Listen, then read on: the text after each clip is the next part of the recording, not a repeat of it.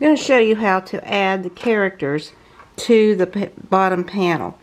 Right here on the screen we have the design that has the top panel and the bottom panel. And what you want to do in order to add your characters, you go down to the Add button, go to your USB stick, and find whatever folder you've put those characters in. And like right here, I have got the cat. So if I click the cat comes up on the screen, and it has this highlight around it. So I have to set that cat first. Then I move the cat over to where I want to position it. Now it's in the wrong direction, so I'm going to rotate the cat.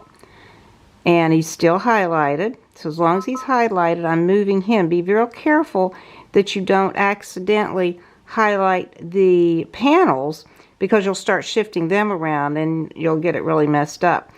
You can you close this. Now as we start adding additional ones, we go in here to the Add button and click the same thing just like what we just did. Go into the folder with your characters. Now here's one of the children. Children is right there, or the child is right there. I'm going to set it. He's highlighted, and I'm going to bring him over. Rotate, and I can also resize if I want to with the sizing buttons down here. I'm going to leave it as it is.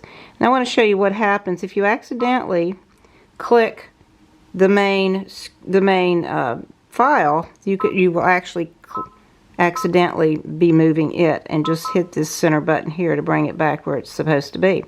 You can also now, the easiest way to get to your, we now have 3 different designs on here. We have the main design, that's considered as one design.